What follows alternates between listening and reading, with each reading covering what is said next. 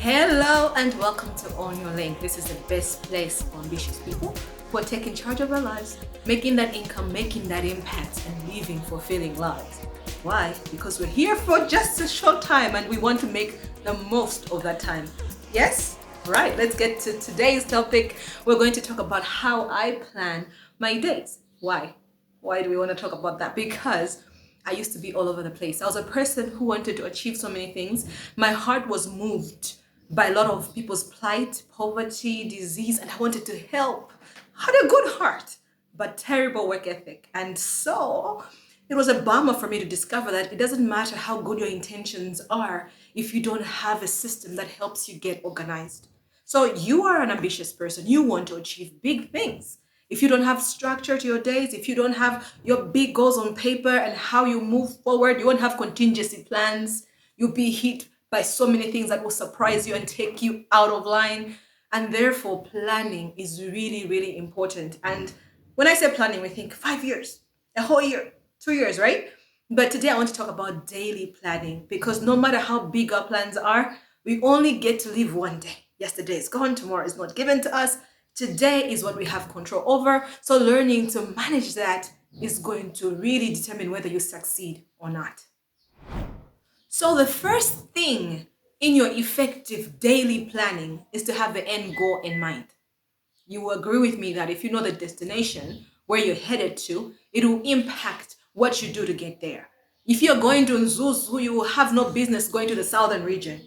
If you're going to South Africa, you have no business going to the minibus station. Where you're going will determine the steps that are required to go there. So if you're just planning for the sake of planning, you won't be able to have a system that moves you. So you have to know, what is the end picture here? What is the end picture here? What are you trying to achieve? That matters because there are sacrifices that will come. There are things that you have to say no to. And why are you going to say no to those things if you don't know where you are going? So take a moment and pause and think about the impact you want your life to make. The impact you want to make in your family, in your business, with your life. How do you want to be remembered? Let that motivate you to be inspired and fired up to develop a system for your days. Because that moved me. Because when I remembered what I wanted to achieve, I would pause and think, I might not want to go to this place. I might want to save more money. I might want to leave this career. I might want to say no to this weekend fun because of what I want to achieve. So your end goal is your fire, it's your vision. It will trim things from your life. It will demand things from you. But you will have to make that decision and say, what is my end goal? What am I trying to achieve? That will fire you up to move forward. Now you have your big goal in place. What is the next thing you do? Prioritization. You have too many options in this world. You have so many paths, and nothing is really bad in itself. Because if you go, let's say, on a highway, there's a road going to the left, right, others going forward, backwards. Every road is taking to some cool places. You could go to either one of them and find joy and success and stuff like that. But not for you. You won't find fulfillment in everything. You will find fulfillment when you put your energy where it matters. That's how you have the end goal, right? So prioritization allows you to sift what you put your energy to. Because we have limited energy, we have limited resources, we have limited time. If you are all over the place saying, okay, I can do this, I can do that, you will not get far. So you need to learn to prioritize. And what I love to do is to list all the priorities that I had. It was an interesting experience because I had certain priorities that I wrote down. And when I looked at how I live my life, it was like, those are not your priorities. You don't give time to those things. For example, I'd say I love God. That's my first priority. Number two, I love my family, my second priority. Number three, I love what I do. Work is my third. And then four, it is social life and stuff like that. But if I looked at how I spent my time, my priorities were different. My time spent showed that I prioritized social media. I prioritized hanging out. I prioritized watching TV. I prioritized so many things that were not mapping back to my real life. So at the end of the day, I would say, oh, I'm a busy person. I don't have all the time in the world. When in actual sense, I just managed my time terribly. So when you have priorities, you know what you should allocate your time to. If God is important to you, when was the last time you spent time with him? If your family is important to you, when was the last time you invested in them? If your social life is important to you, what are you doing to cultivate it? Priorities are just you choosing things above others. You saying no to the right things and you saying yes to the right things. This is important for your daily structure because it will allow you to say, okay, what am I doing today? Oh, today I'm going to be like responding to all the emails. Is that moving the needle for you today? Not really. So you prioritize the things that are moving the needle, maybe making client calls, maybe praying, maybe working out, instead of just waking up and going to your emails or to your social media, which is not a priority for you. You see the importance of this? The fourth thing that I look into is habits. Oh my goodness, habits make things so easy because you don't have to think through things that have become habitual for you.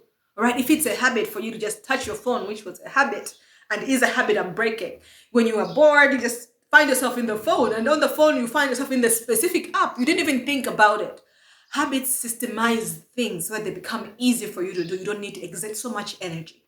But habits can lead you to a place you don't want to go because it's automated.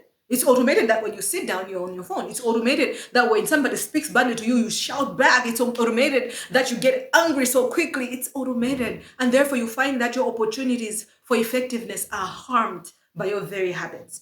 But habits can be good too when you're intentionally cultivating them. So analyze your habits. What do you do day in, day out? Analyze what you do and then judge.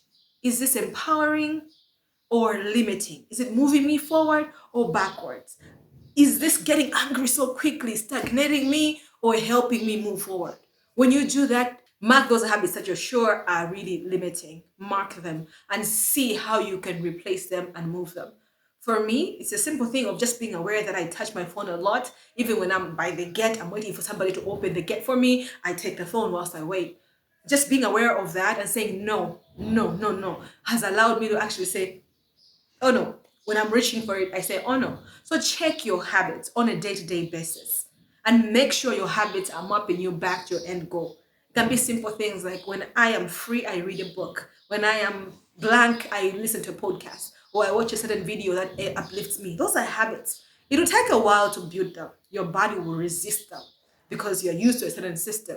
But when you cultivate the right habits, you'll find that the things that move you forward are automated now. So you just flow in the right direction easily.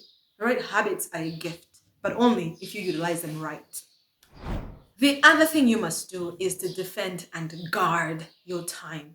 All right. So you are aware of your priorities, you're aware of your habits, you are aware of the end goal, and you have decided that, okay, this is how I'm going to live my life. I'll give you an example of me. When I got really clear about the purpose I wanted to achieve, I realized, okay, I need to read a lot. I need to edit my entertainment. I need to stop being all over the place following the fun. I was a person like that. I was like, where is the fun? Let's go there. Where is this? Let's go there. That's what I was doing a lot. Then I realized I needed to make a change. It felt weird because I thought that was the person I was. But through a lot of learning and conviction, I realized, no, that's the person I had become. And now, because I had a clear vision and a clear goal for my life, I could become different. And so I had to stop and say, how can I guard my time? What are my priorities? What are my habits? And I was like, okay, most of my habits harm my growth. Most of my habits harm my relationships. Most of my habits are blocking my progress. And I had to start changing things. Simple things like I'm talking about being on social media a lot and then saying, okay, I'll be in books a lot more. Things like I wake up late and just run through the day. I wake up earlier. Those are things I was like, I'm not a morning person. I can't do this. I like to sleep late at night. Those are things I had become. It wasn't natural to me. It wasn't inborn. So those are things I had to change. So how did I guard my time? Guarding my time is like bedtime is 8 o'clock or bedtime is 9 o'clock for me. And I'm like, okay, 9 o'clock is here. Go to bed. You know what comes to mind? But just check on what that person has said. Just check on this. And then before you know it, it's 10 o'clock. And why is it a bad thing to sleep at 10? Because I have a morning meeting with God at 4 a.m. And I won't be available for that. And if I'm not available for that, it harms the flow of the rest of my day, my motivation, my inspiration, my positivity. All that is harmed. So therefore, I had to learn to guard my time by understanding what's at stake. You should guard your time too. I have had friends who are so used to me being the party friend. They would call me and say, what are you doing now? Are you free? I'm like, no, I'm not free. Even if that means I am just resting. Even if that means I'm just reading a book because I'm guarding my time. And that cultivates a self-respect, a self-discipline that really goes far in your quest for success. It's really important to be aware of the things that are moving you forward and the things that are holding you back, and allocate the right time. And sometimes it feels like, well, I want to hang out with my friends. It's okay to hang out, but be clear on like, okay, this is the day for hanging out, or this afternoon I'm hanging out. Unlike just being open, like, okay, the Saturday just ended up being a hangout day, or the whole weekend we have just been doing the things that I didn't want to do. Be more intentional, because time is a rare resource. And if you don't take charge of it, it can go anywhere. And you don't want to do that. You want to guide your time towards things that matter to you. You want to give meaning to time so it moves you forward.